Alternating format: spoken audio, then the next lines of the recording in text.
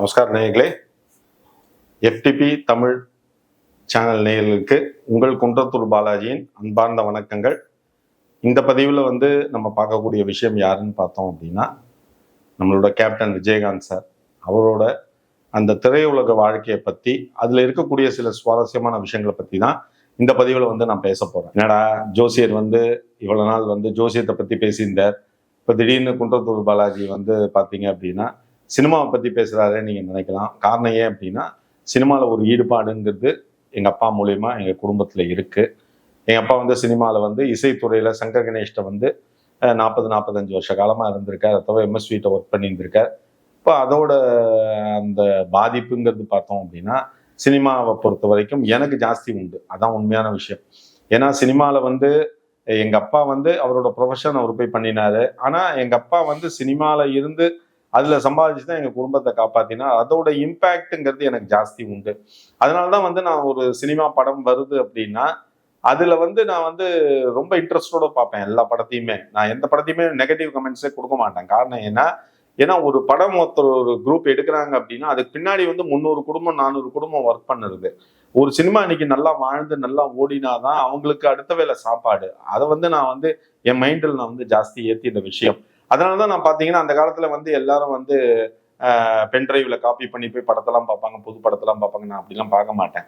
என் கையில காசு இருந்தா தேட்டருக்கு போய் பார்ப்பேன். அப்படின்னா நான் டிவியில போடுற வரைக்கும் வெயிட் பண்ணி பார்ப்பேன். இதான் காரணம். என்ன, சினிமாவுக்கு நான் பண்ணக்கூடிய ஒரு நல்ல விஷயம்னு என் மன ரீதியா நான் நினைக்கக்கூடிய விஷயங்கள் அதுதான். இப்போ இந்த பதிவுல நான் விஜயகாந்த் சாரை பத்தி பேச போறேன். எனக்கு ஏன்னா என்னைக்குமே எனக்கு ஒரு விஜயகாந்த் சார் மேல எம்ஜிஆர் எனக்கு ரொம்ப பிடிக்கும். அந்த காலத்துல இருந்து எம்ஜிஆர் ரொம்ப பிடிக்கும்.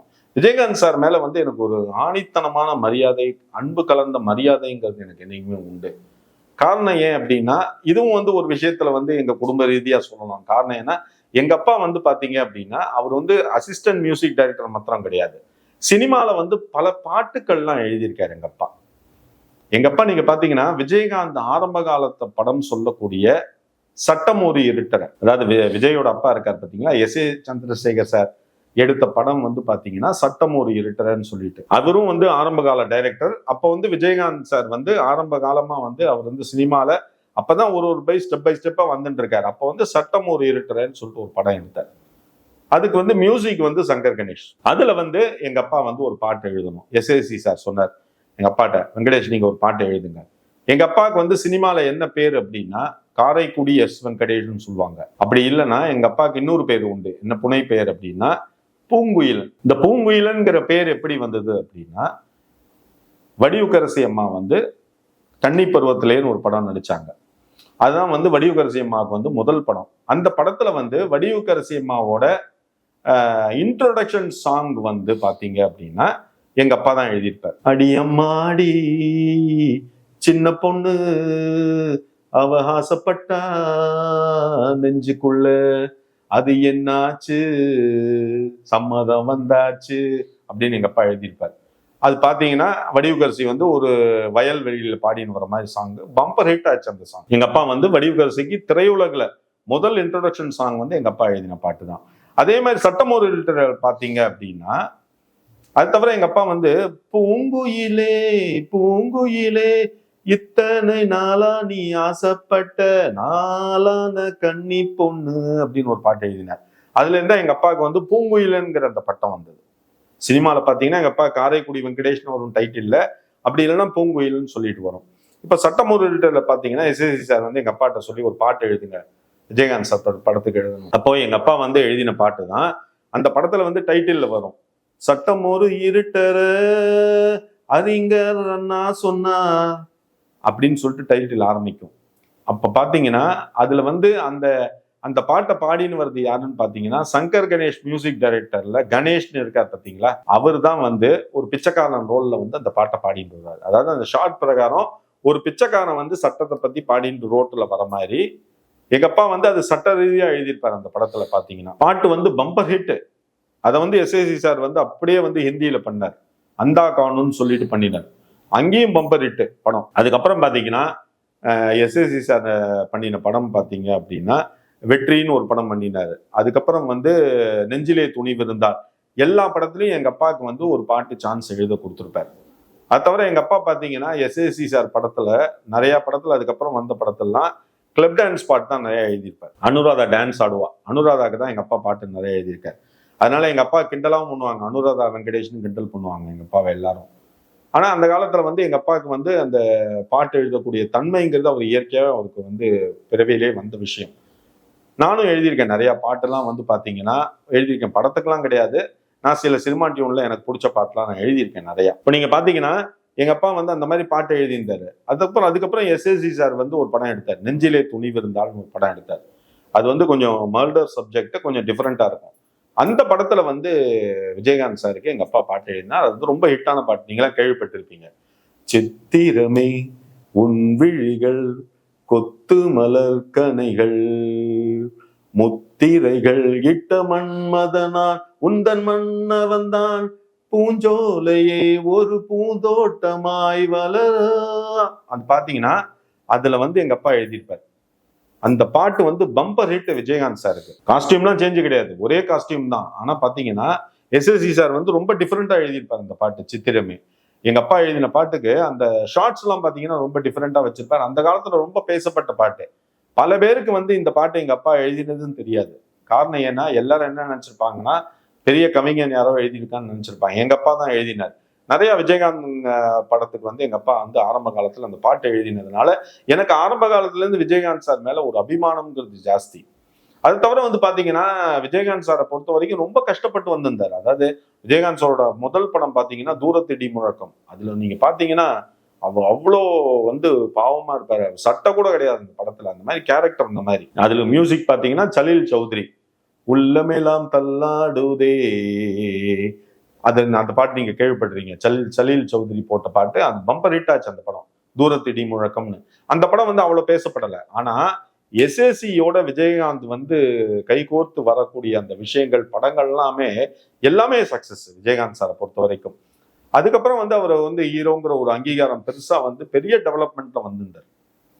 அதே மாதிரி பாத்தீங்க அப்படின்னா விஜயகாந்த் சாரை பொறுத்த வரைக்கும் அந்த சினிமால அவர் வந்து எல்லார்ட்டையும் அந்த பழகின விதம்ங்கிறத வந்து, சினிமால ஒத்தனா நானும் இருந்திருக்கேங்கிறதுனால நான் சொல்லக்கூடிய விஷயம் என்னன்னா, சாப்பாட்டுக்கு வந்து அவ்வளோ ஒரு இம்பார்ட்டன்ஸ் கொடுத்தாரு. காரணம் ஏன்னா அகல் விளக்குன்னு ஒரு படம், அகல் விளக்குன்னு ஒரு படத்துல வந்து விஜயகாந்த் சார் நடிக்கும் போத அவரு சாப்பிடறதுக்கு பசிக்குதுங்கும் போத பொட்டலத்தை கொண்டு வந்து கொடுக்குறாங்க கையில.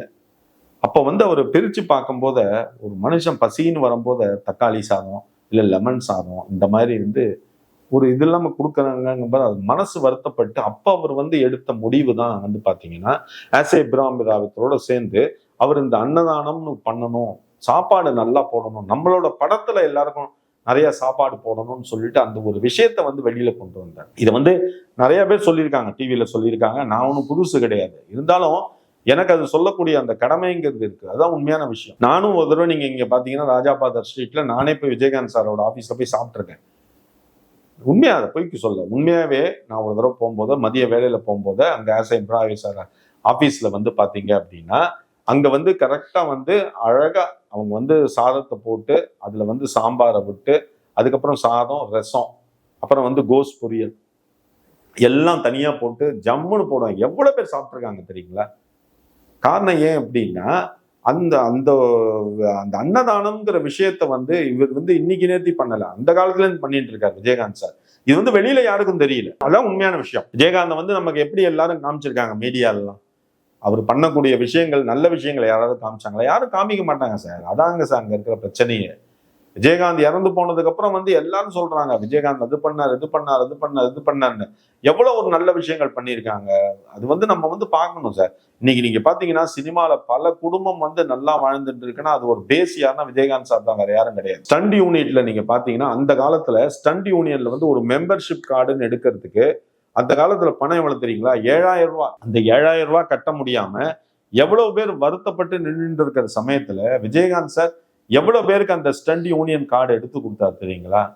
ஏன்னா அந்த காலத்துல ஒரு நடைமுறையில என்ன அப்படின்னா, நீங்க யூனியன்ல வந்து நீங்க பங்குதாரரா இருந்தா மாத்திரம்தான் நீங்க வந்து சினிமால அந்த காட்சியில் நடிக்க முடியும். அதுக்கு வந்து ரொம்ப ஸ்ட்ரிக்டா ஃபாலோ பண்ணியிருந்தாங்க. அப்ப அந்த ஸ்டண்ட்டுங்கும் போது அந்த யூனியன்ல நீ இருந்தீங்கன்னா நீ சண்டை காட்சியில வர முடியும். அப்ப பல பேருக்கு அவர் அந்த கார்டை எடுத்து கொடுத்துருக்காரு. இன்னைக்கு அந்த கார்டோட விலை எவ்வளவு தெரியுங்களா? 5 லட்சம் 10 லட்சம் வரைக்கும் சார். அந்த கார்டை ரிட்டர்ன் பண்ணாங்கன்னா அவங்க குடும்பத்துக்கு 10 லட்சம் ரூபாய் வரும். அப்போ அன்னைக்கு விஜயகாந்த் 7,000 ரூபான்னு அந்த கார்டு அவர் வாங்கி கொடுக்கலன்னா இன்னைக்கு அவங்களாம் அவ்வளவு நல்ல பொசிஷன்ல இருந்திருப்பாங்களா சொல்லுங்க நீங்க. அது தவிர பாத்தீங்கன்னா விஜயகாந்த் சாரோட எல்லா படத்துலையுமே அவருடைய நல்ல மனசை காட்டுறது அதான் உண்மையான விஷயம். ப்ரொடியூசர் கூப்பிடுவார், டைரக்டரை கூப்பிடுவார். சண்டை காட்சியில எவ்வளவு பேர் ஜாயின் பண்றாங்க சார்? ஒரு 5 பேர் சார். 5 பேர் நீங்க புரட்டி எடுக்கிறீங்க, 2 நாள் ஷார்ட் எடுக்கணும். 5 பேர் வேணாம், கூட இன்னும் ஒரு 5 பேர் சேர்த்துக்கோ, 10 பேரா இருக்கட்டும், 2 நாள்ல முடிக்காது, 5 நாள் ஆட்டம், 7 நாள் ஆட்டம் அப்படின்னா அப்போ ப்ரொடியூசர் என்ன சொல்லுவாங்க, சார் கால் ஷீட் இவ்வளோ காசாகும், அவ்வளோ ஆகும், எவ்வளோ ஆனாலும் பரவாயில்லையா, எக்ஸ்ட்ரா ஆச்சுன்னா நான் தரேன் அவனுக்கு, உன்னால ஒரு 10 ஃபேமிலி பிழைக்குது இல்லை, அது மாதிரி பண்ணு, சண்டை காட்சி அந்த மாதிரி எடு அப்படின்னா. அது தவிர பிரம்மாண்டத்தை எதிர்பார்ப்பேன். சாதாரணமா பாத்தீங்கன்னா உழவன் மகன்ல பாத்தீங்கன்னா இந்த ரேக்லா ரேஸ் வரும், இந்த மாடு ஓட்டின்னு அந்த ரேஸ் மாதிரி வரும், அந்த சண்டை காட்சிலாம் வரும். அதெல்லாம் பாத்தீங்கன்னா எவ்வளவு சண்டை பயிற்சி கலைஞர்கள் கூட சேர்ந்திருப்பாங்க தெரியுங்களா. ஏன்னா விஜயகாந்தை பொறுத்த வரைக்கும் என்னன்னா, நாம மாத்திரம் வாழ்ந்து நம்ம மாத்திரம் நல்லா இருந்தா போதும் நினைக்கக்கூடிய மனுஷன் கிடையாது. ஏன்னா அவர் வந்த இடம் அந்த மாதிரி இடம். அவரோட குடும்பம் பாத்தீங்கன்னா அவருக்கு மதுரையில வந்து ரைஸ் மில்லு எல்லாமே இருக்கு. விஜயகாந்த் சாரை பொறுத்த வரைக்கும் அவர் வந்து கஷ்ட ஜீவனம் பண்ணக்கூடிய குடும்பம் கிடையாது. ஆனா சினிமா மோகத்துல அவர் சென்னைக்கு வந்து அவர் இங்க வந்து பாவம் மேன்ஷன்ல எல்லாம் தங்கி கஷ்டப்பட்டு சாப்பாட்டுக்கு கஷ்டப்பட்டு அந்த காலத்திலே ஆசை இப்ராஹிம் ராவுத்தர் வந்து கை கொடுத்து தூக்கி நிறுத்தினார் விஜயகாந்த். அதனாலதான் அந்த நட்பு தோழமை அந்த மாதிரி விஷயத்துக்கு எடுத்துக்காட்டு வந்து விஜயகாந்த் ஆசை இப்ராஹிம் ராவுத்தர் அந்த காலத்துல சொல்லுவாங்க. ஏன்னா அவ்வளவு ஒரு பொசிஷன்ல இருந்து வந்தவர். அது தவிர சண்டை காட்சிக்கு வந்து ரொம்ப இம்பார்ட்டன்ஸ் கொடுப்பாரு. அந்த ஃபைட்டர்ஸுக்கு வந்து அந்த சாப்பாடு பொன்னம்பலம் சார் பேட்டியில சொல்லியிருக்காரு, நீங்களாம் பார்த்துருப்பீங்க. தனியா கூப்பிட்டு அவர் ரூம்ல உட்காத்தி வச்சு இலைய போட்டு சாப்பாடை போடுவாங்க. பொன்னம்பலம் சார் சொல்லுவார், நான் 5 கிலோ பிரியாணி சாப்பிடுவேன் அட் அ டைம் அப்படின்பாரு. அப்போ உட்காத்தி வச்சு சாப்பாடு போட்டு சாப்பாடை வச்சு அழகு பார்க்கக்கூடிய மனுஷன் தான். அதனாலதான் இன்னைக்கும் நீங்க பாருங்க, எம்ஜிஆருக்கு அப்புறம் இருக்கக்கூடிய அந்த மார்க்கெட், அந்த மவுசுங்கிறது விஜயகாந்த் சாருக்கு தான். விஜயகாந்த் சார் இருக்கும் போத வந்து அவருக்கு பண்ணின நல்ல விஷயங்கள் தெரியாத பல பேரு இப்ப வருத்தப்படுறாங்க. ஆனா இப்ப ட்ரெண்டிங்ல பாத்தீங்க அப்படின்னா விஜயகாந்த் சாரோட பையன் வந்து வந்துட்டு இருக்காரு, எலெக்ஷன்ல வந்துட்டு இருக்காரு, புரியுதுங்களா. விஜயகாந்த் சாருக்கு நம்ம ஒரு வாய்ப்பு கொடுத்துருக்கலாம், அதான் உண்மையான விஷயம். நம்ம மக்கள் வந்து என்னைக்குமே பின்னாடி யோசிக்கக்கூடியவங்க, அதான் வந்து ரொம்ப என்ன சொல்றாங்க, வருத்தப்பட வேண்டிய விஷயம் அதுதான். அன்னைக்கு விஜயகாந்த் சார் பண்ணின நல்ல விஷயத்துக்கு விஜயகாந்துக்கு கை கோர்த்து நின்று இருந்தாங்க அப்படின்னா மக்கள், இன்னைக்கு வந்து விஜயகாந்தால பல பேர் நல்ல நன்மை அடைஞ்சிருப்பாங்க, அதான் உண்மையான விஷயம். ஏன்னா அவர் வந்து சினிமால அவரே ஒரு இதுல வந்து மேடையில சொல்லியிருப்பார், என்னையா பணம் காசு, நான் பார்க்காத புகழா, நான் பார்க்காத பதவியா, எவ்வளவு படம் நடிச்சுட்டேன், எவ்வளவு டான்ஸ் ஆடிட்டேன், எவ்வளவு இடத்துக்கு போயிட்டேன், எவ்வளவு கார்ல போயிட்டேன், யூஸ் பண்ண எல்லாம் பண்ணிட்டேன், எனக்கு பணம் ஒரு பெரிய விஷயம் கிடையாது. அது கூட ஒரு வார்த்தை சொல்லுவார், சார் நாளைக்கு உங்க வீட்டுக்கு வந்தேன்னா எங்க 4 பேருக்கு ஒரு வேளை சாப்பாடு போட மாட்டீங்களா சார். அந்த மாதிரியான வார்த்தைலாம் ஆக்ஷன் நீங்க சொல்ல முடியுமா சார்? எப்படி சார் சொல்ல முடியும்? ஆக்டிங் பண்றான்னு யாருமே சொல்ல முடியாது சார். மனசுக்குள்ளேருந்து வந்த வார்த்தை சார் அந்த மாதிரி விஷயங்கள்லாம். சினிமாவை பொறுத்த வரைக்கும் நீங்க பாத்தீங்கன்னா அவர் இறந்து போனதுக்கு அப்புறம் தான் மீடியால வந்து பாப்புலரைஸ் பண்றாங்க. அவரோட பேட்டிகள்லாம் வந்து மற்றவங்க பேசுறத எல்லாத்தையும் போடுறாங்க. ஏன் இருக்கும்போது அவரை பத்தி நீங்க என்ன சொன்னீங்க? அவர் தலையை சொரியிற மாதிரி, மூக்கு எப்படி பண்ற மாதிரி, காதை குடையிற மாதிரி, இதுதானே சார் போட்டீங்க. இது மாதிரி தானே சார் பப்ளிக் வந்து நம்மளோட மீடியாங்கிறது நல்ல விஷயங்களை ஹைலைட் பண்ணி கொண்டு போகணும். அதை பண்ணுறதே கிடையாது யாருமே, அங்கதான விஷயமே. இப்ப கேபி பாலா பாத்தீங்க அப்படின்னா அவர் வந்து எவ்வளவு பேருக்கு வந்து நல்லது பண்ணிட்டு இருக்காரு. ஆனா இப்ப அவருக்கே வந்து பிரச்சனைக்கு உண்டான விஷயங்கள்லாம் வந்து பேச்சுவார்த்தையில கொண்டு வந்து நிறுத்திருக்காங்க கேபி பாலாவை. இந்த மாதிரி வந்து 100ல ஒரு 10 பேர் வந்து நின்று அதுல ஒருத்தன் வந்து நிக்கிறான்னு வச்சுக்கோ நல்லது பண்ணலான்னு, அவனையும் இப்படி நாயடி பேர் அடிச்சிங்கன்னா அவன் எங்கேயா போவான்? அவன் வந்து கடைசியில் திருப்பி என்ன பண்ணுவான், நம்ம வேணாம் இதெல்லாம் வேண்டாம், நம்ம விட்டுட்டு எங்கேயாவது கிளம்பி போலாம் தான் ஏன் சார் போவான். இதே மாதிரிதான் சார் விஜயகாந்த் எல்லாருமே பண்ணின விஷயங்கள். ஆனா அவர் பண்ணின நல்லது வந்து அவர் கை கொடுக்காம போகாதுன்னு நினைக்காதீங்க, நிச்சயமா கை கொடுக்கும், அதான் உண்மையான விஷயம்.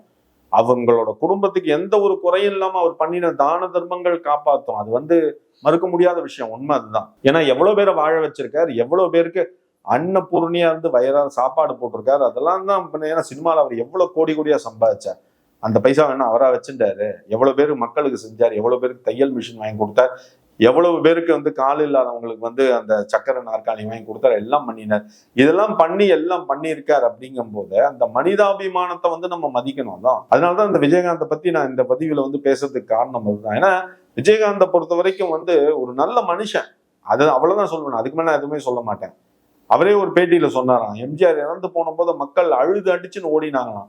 அப்போ வந்து ஆசைம் இப்ராஹிம் ராவித்தட்டையும் பக்கத்துல அவரோட ஃப்ரெண்டு இன்னொருத்தர் அப்படின்னு சொன்னாராம், செத்தா இப்படி சாகணையா, வாழ்ந்தா எம்ஜிஆர் மாதிரி வாழணும், செத்தாலும் எம்ஜிஆர் மாதிரி சாகணையா. எவ்வளவு பேர் அழுதுட்டு ஓடுறாங்கன்னு, அதையும் அவரோட வாழ்க்கை, அவர் வாயிலேருந்து வந்த வார்த்தை, அது உண்மையாச்சு இல்ல. விஜயகாந்த் சார் செத்து போனும்போது எவ்வளவு மக்கள், எவ்வளவு கண்ணீர் அலைகள், எவ்வளவு பேட்டிகள் எல்லாமே. நான் எல்லாரும் சொல்ற ஒரே ஒரு விஷயம் தான் சார், இருக்கும் போது அவங்களை சந்தோஷப்படுத்துங்க சார், அவ்வளவுதான் சார், வேற எதுவுமே இல்லை.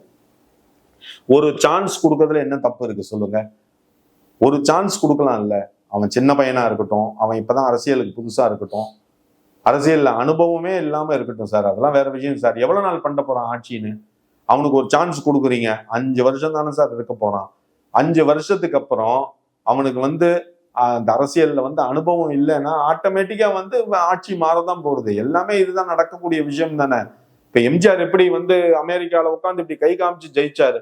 மக்கள் அவர் மேல வச்சிருந்த அபிமானம் தானே சார், மக்கள் அவர் மேல வச்சிருந்த ஆசை, மக்கள் அவர் மேல வச்சிருந்த மரியாதை, இதெல்லாம் தானே எம்ஜிஆரை ஜெயிக்க வச்சது. நான் சொல்லக்கூடிய ஒரே ஒரு விஷயம் என்ன, யார் வேணா எலெக்ஷன்ல நிக்கலாம், யார் வேணாலும் வரலாம் சார். அதுக்கு நம்ம உடனே பார்த்துட்டு அவங்களை நிராகரிக்கிறதுக்காக நம்ம தகாத வார்த்தைகள் இந்த மாதிரி அதெல்லாம் யூஸ் பண்ணாம இருக்கிறது தான் நல்லது. பேசக்கூடிய உரிமைங்கிறது எல்லாருக்கும் உண்டு. அதுல எந்த ஒரு மாற்று கருத்தும் கிடையாது. நீ தான் பேசணும், அவன் பேசக்கூடாது, அவன் பேசலாம், இவன் பேசக்கூடாது, யாரும் சொல்ல முடியாது சார். பேசலாம் சார், எல்லாரும் பேசலாம் சார். பேசாமே ஒருத்தன் ஜெயிச்சான் சார், அவன் தான் எம்ஜிஆர் சார். பேசாமே ஜெயிச்சாரு, அவரு ஜெயிச்ச ஆட்சியை பிடிச்சாரு சார். அதனால இவருக்கு பேச தெரியுமா, இவர் கரெக்டா பேசுறாரா, இவர் சரியா பேசல, இதெல்லாம் நம்ம பேச வேண்டிய அவசியமே இல்லையே. கொஞ்சம் வெயிட் பண்ணுங்க. கடவுள்னு ஒருத்தன் இருக்கான், அவன் கொடுக்கக்கூடிய தீர்ப்பு எவ்வளவு பேரோட வேண்டுதல்லாம் இருக்குதுல்ல, எல்லாத்தையும் யோசிக்கணும்ல. எவ்வளவு பேர் குலதெய்வமா பாக்குறாங்க, எவ்வளவு பேர் கருப்பண்ண சாமியா பாக்குறாங்க. இப்ப ட்ரெண்டிங்ல இருக்கு. நான் அதனால சொல்லக்கூடிய ஒரே ஒரு விஷயம் என்ன அப்படின்னா, மக்கள் மாற்றத்தை விரும்புறாங்க. அது மக்கள் கையில தான் இருக்கு, வேற யாரும் கிடையாது. மக்கள் தீர்ப்பே மகேசன் தீர்ப்பு, அதுதான் நம்ம மெயினா எடுத்துக்கணும். வாழ்க்கையில நமக்கு எல்லாருக்கும் ஒரு நல்ல விஷயங்கள் நடக்கிறது அப்படின்னா நம்ம ஜாதகத்துல ஒரு சாதகமான காலகட்டம் உள்ள வருதுன்னு தான் அர்த்தம். அந்த சாதகமான காலகட்டம் உள்ள வரதை தெரிஞ்சுட்டு நம்ம பண்ணக்கூடிய நல்ல விஷயங்கள் எல்லாமே நம்மளை இன்னும் கொஞ்சம் முன்னேறி கொண்டு போய் விடும். அதான் உண்மையான விஷயம். ஓகேங்களா? அதனால ஜாதகத்துல இருக்கக்கூடிய விஷயங்கள்லாம் பொய்ன்னு யாரும் சொல்ல முடியாது. இருக்கக்கூடிய உண்மைகள் தான். அதனால புரிஞ்சு எல்லாருமே நடந்துங்க சார். இந்த பதிவு உங்களுக்கு ரொம்ப பிடிச்சிருக்கும்னு நினைக்கிறேன். ரொம்ப சந்தோஷம். நன்றி நேயர்களே, பொறுமையா பார்த்ததுக்கு ரொம்ப நன்றி. இதை பார்த்ததோட நிறுத்திக்காதீங்க, உங்களோட ஃப்ரெண்ட்ஸ், ரிலேட்டிவ் எல்லாருக்கும் ஷேர் பண்ணுங்க. முடிஞ்சது அப்படின்னா சப்ஸ்கிரைப் பண்ணுங்க. கீழே என்னோட வாட்ஸ்அப் மொபைல் நம்பர் 9884277263 வந்துட்டு இருக்கோம். உங்களுக்கு ஜாதகத்துல என்ன சந்தேகம் இருந்தாலும் எனக்கு இந்த வாட்ஸ்அப் நம்பர்ல கான்டாக்ட் பண்ணி பேசுங்க. உங்களுக்கு அது உண்டான தெளிவான அந்த இதெல்லாம் ஜாதகத்துல இருக்கக்கூடிய சந்தேகங்கள் எல்லாத்தையும் நான் நல்லபடியா நிவர்த்தி பண்ணி வைக்கிறேன். இந்த பதிவு உங்களுக்கு ரொம்ப பிடிச்சிருக்கும்னு நினைக்கிறேன். பொறுமையா பார்த்ததுக்கு ரொம்ப நன்றி. வணக்கங்கள் நேயர்களே.